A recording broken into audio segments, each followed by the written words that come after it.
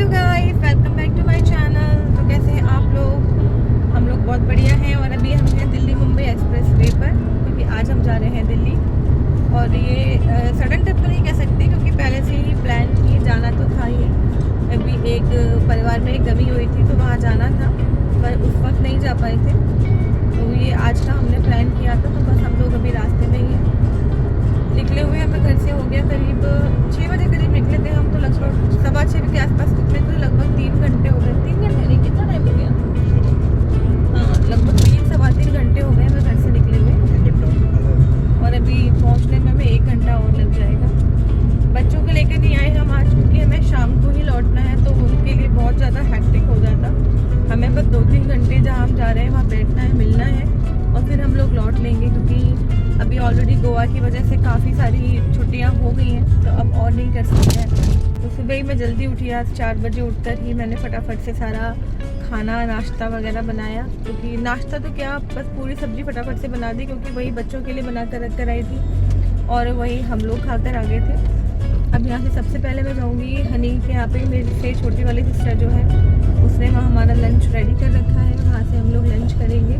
और हम सारी बहनें, क्योंकि बाकी की तो मेरी सारी बहनें वहीं दिल्ली और नोएडा में ही रहती हैं, तो उनको तो वहीं से लेना है। सारी की सारी वहीं इकट्ठे हो जाएंगे हम लोग, और हम सब जाएंगे। जा रही हूँ मैं मेरी मासी जी के यहाँ पर, क्योंकि उनकी मदर इन लॉ एक्सपायर हुई थी अभी, तो उसमें हम जा नहीं पाए थे, तो हम अब जा रहे हैं मिलने के लिए। मुंबई एक्सप्रेस वे से ना थोड़ी दिल्ली का जो सफ़र है वो बहुत ही आसान हो गया है हमारे लिए। पहले जहाँ लगता था कि अरे यार बहुत ट्रैफिक होगा, इतना जाम, ये सब बहुत कुछ, अब वो सारी चीज़ें थोड़ी सी इजी लगती हैं। और ये बात तो ज़्यादा अच्छे से पिताजी बता पाएंगे, क्योंकि ड्राइविंग तो नहीं करनी पड़ती है। बात तो सही है, बिल्कुल ट्रैफिक नहीं तो खाली रोड देख, आगे दिखाओ। आगे दिखाती हूँ, देखो मैं आपको, ये देखो, इस तरह की रोड पे आप चलते चले जाओ, क्या ही पता चलेगा हम कितना ही डिस्टेंस कवर करके आ जाएं, कुछ पता नहीं चलता है। आप आराम से चलते चले जाओ, कोई प्रॉब्लम ही नहीं होती।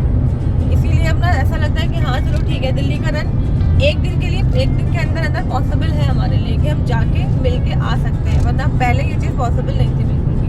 क्यों? अभी आप लोगों को पता ही है, हम रिसेंटली गोवा ट्रिप करके आए हैं, और गोवा के मैं ब्लॉग लगातार डाल ही रही हूँ। अब तक मैं 3 उसके पार्ट डाल चुकी हूँ, क्योंकि इतने सारी चीज़ें हैं गोवा में डालने के लिए कि मैं एक ही ब्लॉग में या 2 ब्लॉग में से कंप्लीट कर ही नहीं सकती। अलग अलग बहुत सारी चीज़ें हैं, सब कुछ दिखाने की है। मतलब अगर मैं बनाना चाहूँ तो उसके बहुत सारे पार्ट बन जाएंगे, बट मैं उसको कट कर करके बना रही हूँ। कि वीडियो तो मेरे पास बहुत सारी हैं, क्योंकि हमारा एक्सपीरियंस इतना अच्छा था कि मतलब मज़ा ही आ गया 4 दिनों के अंदर। कुछ भी ऐसा नहीं है जो हमने छोड़ा हो, हमने पूरा गोवा में सब कुछ एंजॉय किया। वहाँ का वेदर एंजॉय किया, वहाँ की लोकेशन एंजॉय की, वहाँ का हॉस्पिटैलिटी एंजॉय की, जो लोग हैं वहाँ के, मतलब अच्छा स्टाफ था भाई। हमें तो जहाँ भी होटल मिला, हमें हर जगह स्टाफ बहुत ही अच्छा मिला। जहाँ भी हम गए वहाँ पे हमें सब कुछ ट्रीटमेंट अच्छा मिला। क्यों पापा? खाना वगैरह भी अच्छा, खाना वगैरह बहुत अच्छा तो नहीं कह सकती, ठीक है, आप लिमिटेड जगह पर ही खा सकते हो, जहाँ या तो आपको पहले से पता हो, या फिर इस तरह की जगह जैसे डोमिनोज हो गया या पिज़्ज़ा हट हो गया, जिसके बारे में ऑलरेडी आप लोगों को पता है, बर्गर किंग हो गया, वहाँ आप खा सकते हो, वो आपको टेस्ट सेम मिलेगा। बाकी तो टेस्ट में बहुत डिफरेंस है। हम नॉर्थ इंडियन के लिए तो बहुत डिफरेंस है वहाँ पे टेस्ट में, तो हमें हर जगह का फूड इतना समझ में नहीं आया था। बाकी यहाँ वेदर कंडीशन बहुत अच्छी थी, क्योंकि एक्चुअली जब से मैंने प्लान बनाया था ना, तब से मैं फॉलो कर रही थी गोवा की वीडियोज़ को। गोवा में कुछ लोग हैं जो डेली बेसिस पे वीडियोस डालते हैं, जिनमें से एक का मुझे नाम अभी भी याद है, हैरी ढिल्लन करके है एक कपल, जो रेगुलर बेसिस पे गोवा के वेदर और वहाँ की जो कंडीशन है उनको लेके ना वीडियोस डालते रहते हैं। तो मैं उनको फॉलो कर रही थी डेली बेसिस पे, क्योंकि मुझे जाना था। तो यही था कि ये हमें बता दिया गया था कि बीच वगैरह प्रॉपरली ओपन नहीं मिलेंगे आपको, और जो शैक्स वगैरह हैं वो तो बिल्कुल नहीं मिलेंगे। अगर चांसेस है मिलने के तो वाघा बीच पे मिल सकते हैं, और लिटरली ऐसा हुआ भी। वाघा बीच पे था काफ़ी कुछ, रेस्टोरेंट भी ओपन थे, 1-2 शैक्स भी थे जो ओपन थे, लेकिन बाकी किसी बीच पे कुछ नहीं था। सबसे गंदी हालत में हमें मिला है कैंडोलिम बीच। कैंडोलिम बीच पे कुछ भी नहीं था। हमें तो लिटरली लगा कि हम यहाँ पे आए क्यों। अगर हमें पता होता ना कि वो इस हद तक वीरान हो चुका है तो हम वहाँ जाते नहीं, हम डायरेक्टली वाघा बीच जाते। कैंडोलिम बीच पे लिटरली हमारा 1 घंटा तो गया है, तो 4 वीक की स्लीपर चली गई उस पानी में, और इतनी आगे तक चली गई, और वो लड़की का रोना शुरू हो गया वहाँ पर। उसके पैर में इवन कांच भी लग गया था, क्योंकि वो नंगे पैर थी उतने टाइम तक। लगा से ब्लीडिंग शुरू हो गई थी उसको। फिर वो पानी ही चप्पल को ले गया था और पानी ही उस चप्पल को वापस भी लेकर आ गया। अगली लहर उसको वापस लेकर आ गई। हमने चप्पल उठाई और फिर वहाँ से हम लोग तुरंत निकल गए थे। लेकिन जब हम वाघा बीच पे गए उसके बाद तो हमारा दिल खुश हो गया। वहाँ पे तो लिटरली पब्लिक नहा रही थी, वहाँ पे भी लहरें थी, लेकिन आई थिंक वो बीच पूरी तरीके से उस तरह से डेवलप हो गया है, थोड़ा सा कह सकते हैं कुछ भी, लेकिन वहाँ पे उतना फ्लो नहीं था पानी का। वहाँ अच्छे से एंजॉय हो रहा था। वहाँ पे खूब फोटोग्राफी हो रही थी, खाना पीना सब कुछ वहाँ पे चल रहा था और बहुत रौनक थी उस बीच पर। तो वहाँ में बहुत मज़ा आया। हाँ, जरूर कह सकते हैं कि आज 22 तारीख या 19 तारीख को हम गोवा से आ गए। अभी हम दिल्ली जा रहे हैं, हमारे दिमाग से गोवा अभी तक नहीं हटा। दिल्ली के ब्लॉग में हम गोवा की बातें कर रहे हैं सिर्फ। तो आप समझ सकते हैं कि गोवा कितना ज़्यादा दिमाग में बस चुका है। घुस गया है। मतलब बच्चे ना जब भी वीडियो देखते हैं ना पुरानी जो मोबाइल में डली हुई है मेरी, अब मम्मी गोवा चलो फिर से, अब इतनी जल्दी क्यों वापस आ गए, 2 दिन और रुक सकते थे, ये वाला कंडीशन है लिटरली। ये जैसे नॉर्थ गोवा के अंदर क्या है कि आपको बहुत कुछ एंजॉय करने के लिए, यंगस्टर्स के लिए बहुत कुछ मिल जाएगा, बच्चों के लिए बहुत कुछ मिल जाएगा। वहाँ पे क्रूज है, कसिनो भी नॉर्थ गोवा में ही है, नाइट लाइफ भी सारी नॉर्थ गोवा की है। साउथ गोवा की कोई नाइट लाइफ नहीं है। साउथ गोवा में तो शांति हो जाती है, 8 बजते ही बिल्कुल शांत हो जाता है साउथ गोवा। और नॉर्थ गोवा में तो हम लोग, मुझे याद है कि हम लोग जब रात में एक रेस्टोरेंट गए थे, टोमेटोस नाम था उसका, बीच साइड रेस्टोरेंट था वो। हमारा बहुत मन था कि हम रात में बीच साइड रेस्टोरेंट जाएंगे, तो हमारे होटल से हार्डली 1 किलोमीटर की डिस्टेंस पर था वो। तो हम लोगों का मन था कि थोड़ा पैदल चलते हैं, कोई हमें कैब वगैरह बुक नहीं करनी है। तो हम पैदल गए थे वहाँ तक। तो जब गए थे तब तो कोई प्रॉब्लम नहीं थी, बारिश नहीं थी, लेकिन हमने वहाँ पे खूब एंजॉय किया। और हम वहाँ से जब लौट रहे थे तो हमें 12:30 या 1 के आसपास का टाइम हो रहा था, है कि नहीं? ठीक है। और उस टाइम पे हम वहाँ से पैदल ही लौट रहे थे और ऐसा नहीं कि हमें बहुत वीरान लग रहा था। काफ़ी सारी शॉप, ऑलमोस्ट सारी शॉप्स ही खुली हुई थी उस वक्त। बारिश हो गई थी बहुत तेज़ और हम लोग बारिश में भी पैदल ही चल रहे थे, क्योंकि कैब हमें मिल नहीं रही थी। पता नहीं वहाँ पे ये वर्क नहीं करता, कौन सी कैब बुक करते हैं, ओला ऊपर तो वहाँ पे चलता नहीं है, वहाँ का अपना लोकल है। तो उसके थ्रू हम कोशिश कर रहे थे पर कैब बुक नहीं हो पा रही थी। तो हम लोगों ने सोचा कि यार जैसे पैदल आए वैसे पैदल चले जाते हैं। और खाना हम लोग बहुत खा चुके थे, तो लग रहा था कि थोड़ा वॉक भी हो जाएगा किसी बहाने। तो बारिश हो रही थी, पर 1 बजे करीब भी ऐसे डर सा नहीं लग रहा था। आप आराम से वॉक करो, जाओ, क्योंकि कई सारे तो रेस्टोरेंट खुले थे, शॉप्स खुली थी, इवन वहाँ का तो लोकल मार्केट है वो भी खुला हुआ था। वहाँ तो पूरी रौनक रहती है, वहाँ की नाइट लाइफ है।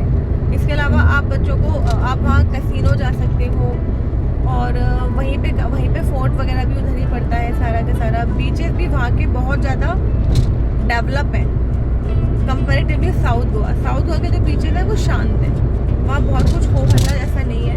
बट नॉर्थ गोवा के जो बीचेस हैं वो पूरे फुल ऑफ लाइफ हैं। ऐसे लोगों के लिए साउथ गोवा, देखो इतने शांत लोग जो होते हैं ना, साउथ गोवा उनके लिए, नॉर्थ गोवा इनके लिए। अब आप समझ जाओ कि क्या डिफरेंस है, क्योंकि इसीलिए इनको साउथ गोवा ज़्यादा पसंद आया। क्यों? साउथ गोवा फैमिली के हिसाब से, नॉर्थ गोवा बैचलर टाइप नहीं, ऐसा बिल्कुल नहीं है। साउथ गोवा फैमिली के हिसाब से नहीं। अगर आप बच्चों को लेके जा रहे हो तो आपको नॉर्थ गोवा दिखाना ही पड़ेगा। साउथ गोवा में कुछ भी नहीं है ऐसा ज़्यादा कि बच्चों के लिए बीच है, वो नॉर्थ का हो चाहे साउथ का हो। अरे हमारे साथ नॉर्थ में कसिनो है, साउथ में नहीं है। बच्चे अलाउ नहीं है कसिनो में। नहीं, उनके साथ मत जाना। हमारे साथ भी बच्चे थे, उन्होंने भी नॉर्थ भी देखा है, साउथ भी देखा है। क्लियर था कि नहीं मम्मी, नॉर्थ गोवा ही अच्छा था। और साउथ गोवा में बच्चों को अच्छा लगा, लेकिन कंपैरेटिवली नॉर्थ नहीं अच्छा लगा। उनका मन यही था कि हम नॉर्थ में रुक जाते तो ज़्यादा अच्छा होता। सबका यही ओपिनियन था सारे बच्चों का। सिर्फ हम लोग जो थोड़े से अब ओल्डर कैटेगरी में आ गए, तो हमको लगा कि हाँ 2 दिन नॉर्थ हो गए तो 2 दिन साउथ में बहुत अच्छा लग रहा है। नो डाउट साउथ में ग्रीनरी बहुत है, ब्यूटी बहुत है, बट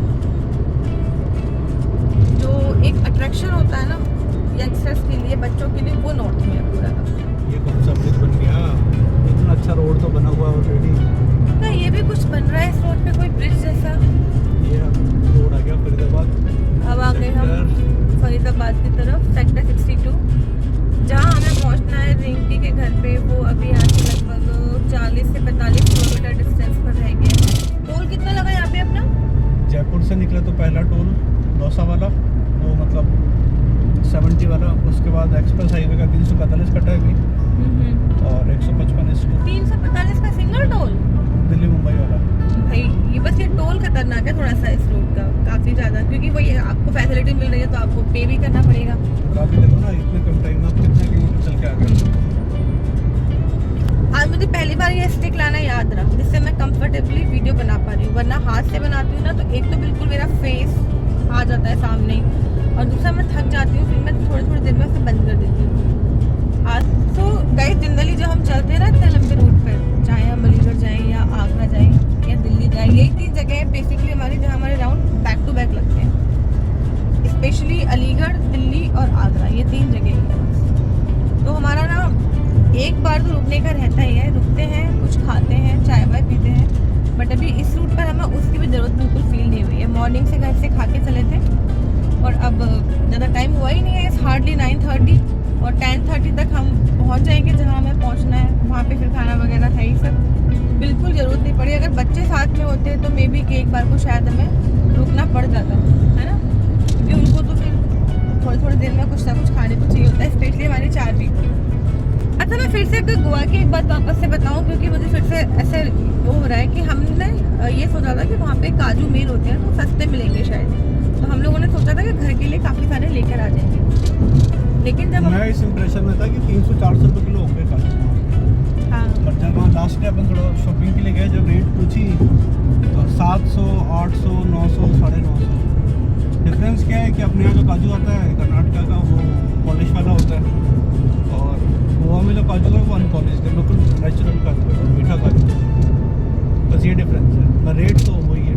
तो हमें क्या फ़र्क पड़ रहा है पॉलिश है या नहीं है। हम एक बार अनपॉलिश खा भी लेंगे तो उससे क्या हो जाएगा, आगे हमें फिर से पॉलिश ही लेने हैं। फिर हमने कहा यार छोड़ो यार, इतना वजन भी बढ़ाए फालतू। फिर हम वहाँ से लेकर आए थे 2-3 शर्ट लेकर आए थे, एक इनके पापा के लिए, एक मेरे पापा के लिए, एक इनके भाई के लिए।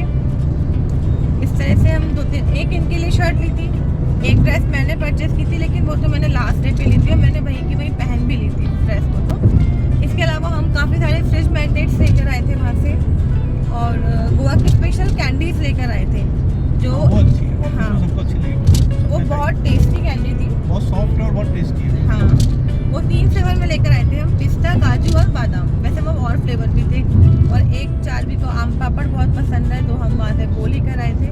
बट मैं आपको बताऊँ, अगर आप कभी जाओ ना वहाँ पे शॉपिंग करो तो ये देख लेना, अगर आप जैसे कि जितना हम गोवा के अंदर घुस के शॉपिंग करेंगे ना उतना ही महंगी हो जाती है चीज़ें, क्योंकि हम वो कौन सा गाँव था, वो मंगेश गाँव था शायद, जहाँ पे वो वहाँ तो वहीं से मैन्युफैक्चरिंग होती है, जो भी रीज़न हो, गोवा में आती है। वहाँ पे जो लता मंगेशकर जी का होम टाउन है, मैं उस गांव की बात कर रही हूँ। वहाँ एक पॉपुलर मंदिर भी है, तो हम उस मंदिर में गए थे। तो उस मंदिर के तक जाने का जो रास्ता है, पैदल रास्ता, वो लगभग 10 मिनट का रास्ता है, हार्डली 300-400 मीटर अंदर है। तो वो पूरा रास्ता ना, वो पूरा शॉपिंग वाला ही रास्ता है, जो छोटी छोटी शॉप्स होती हैं वहाँ पे आपको ड्रेसेस मिल जाएंगी, वही सारे सामान जो आपको गोवा के अंदर में मिलता है, वही सब वहाँ पे था। लेकिन रेट में इतना डिफरेंस था कि वहाँ जो कॉफ़ी मग हमने देखा उस मार्केट में 50 रुपये का था, वही गोवा के अंदर 150 का हो गया था, सेम कॉफ़ी मग। ड्रेसेस इनके लिए जो शर्ट मैंने ली थी वो उस मार्केट में 150 से 200 की रेंज में मिल रही थी, और सेम शर्ट हमने जब गोवा में पूछी बीच के आसपास के एरिया पे तो वो 350 की थी। और वो बार्गेन करने को भी तैयार नहीं होती, क्योंकि उनको पता है कि उनका सामान तो बिक जाना है। वहाँ पे लोग आते हैं, आसपास से लेते हैं, इतना कोई दिमाग लगाता नहीं है। पर क्योंकि हम पहले ही रेट पता कर चुके थे तो मेरे को वो बहुत भारी लग रहा था लेना, कि यार ये शर्ट इतने की है ही नहीं तो मैं क्यों लूँ। उसमें मुझे इनका बहुत गुस्सा आ रहा था, क्योंकि मैंने कहा था कि हम सारे शॉपिंग मंदिर से ही कर लेते हैं ताकि एक काम निपट जाएगा अपना, लेकिन इन्होंने करने नहीं दी कि नहीं गोवा से करेंगे, और फिर रेट जस्ट डबल से भी ज़्यादा आप समझ लो, बिल्कुल ऐसा हो गया था। फ्रिज मैग्नेट जो वहाँ 30-30 रुपये की थी, यहाँ पे वही 80-80 रुपये की मिल रही थी सेम चीज़। तो जब आपको पहले से पता होता है ना कि यार ये चीज़ इसकी वर्थ नहीं है, ये तो हमें सस्ता मिल रहा था, तो वो चीज़ महंगी ली नहीं जाती, या तो हमें पता नहीं होता पहले से। बट फिर बड़ी मुश्किल से गोवा के अंदर ही मैंने थोड़ा सा मार्केट और घूमा, तब जाके वो सेम आइटम मुझे बिल्कुल उस रेट पे तो नहीं मिला, मगर थोड़ा सा नीचे आके, जैसे कि 350 की शर्ट मैंने फिर 250 में खरीदी। इस तरीके से हमने शॉपिंग की वहाँ पर।